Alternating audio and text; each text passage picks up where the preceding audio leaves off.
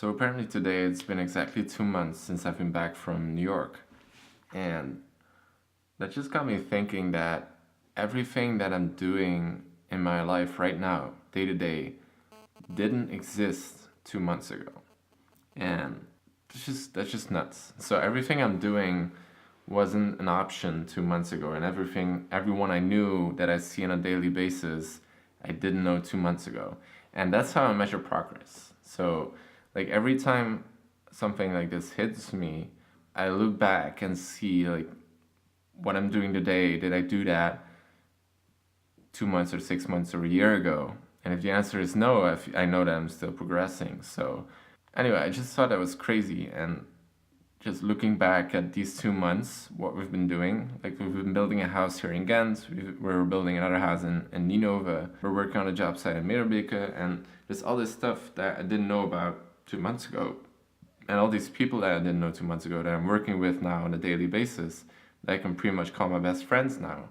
So the point I'm trying to make with that is that a lot of people, I feel like especially in Belgium, it's a real thing, is that people are scared to leave their comfort zone, right? Like you build out your life and then you're scared to let all of that go for something else that you don't know how it's gonna plan out. And most people answer that by not taking that step, by just staying in their comfort zone and just not trying that one thing that they want to try, to avoid losing that. It's interesting because just looking back at these 2 months and then even the 9 months before this when I was still in New York, right? When I was trying to move to New York, it's basically the same feeling where you just notice how fast you create your own comfort zone.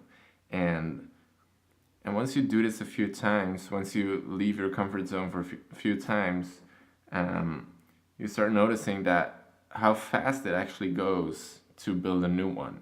And this kind of gives you confidence in your own ability to connect with new people and try new things that you haven't done before. And the more you do it, the easier it gets, basically.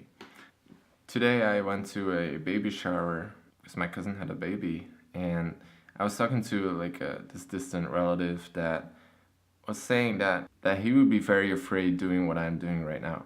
That's always funny to me when people say that. Like I totally get it, but it actually reminds me of a quote that Casey Neistat once introduced me to, I guess. And he says, the most dangerous thing you can do in life is playing it safe. When people say they're afraid to take a step like the step I'm taking, I just respond with, I'm afraid of not taking it. Because the idea that I'd be like 20 years along or 10 years along, and I'm 30 or 40 years old, and I've never tried moving to New York, which is a dream of mine. It has been for the last 5 years at least. Being in that stage of life where there's a possibility of you having kids and owning a house and having a mortgage to pay and having a stable job, and then knowing that you didn't try, that would just devastate me. I would jump off a bridge, literally. For me, it's the other way around. Like, it's not safe not trying it, whatever that's worth. And so, yeah, I guess what I want to say with this video is that building a comfort zone is actually easier than you think, but the harder part is actually leaving the comfort zone you're already in. And to do that, I actually had heard a really great analogy from Finn, which is a German friend of mine that is actually also trying to move to New York. I'll link his channel down below. And he talked about burning the ships. This is the opposite of what I grew up with. Like my parents always told me, like, don't burn the bridges, right? Like when you leave a place, make sure you have a strong connection with that person or that you have a positive ending to whatever you're doing, right? But sometimes I actually don't believe this. Sometimes a person or a job or whatever is just so far away of what you believe in or you connect with, kinda, that it's just better to let them go and leave them alone. And it's kind of hard to say, but that's just something you have to do. So burning the ships actually means, it's an analogy on a captain that had a crew of 20 people. I'm not sure how it goes exactly, but it comes down to this. Had a crew of 20 people and they were sent to explore an island. But once they arrived at the island, they saw that it was way too big to explore with the people and the resources they had. So what the captain did is he ordered to burn their ships. So whatever ended up happening, they couldn't go back, so they had to keep exploring, right? And this actually got them to explore the full island, which makes total sense.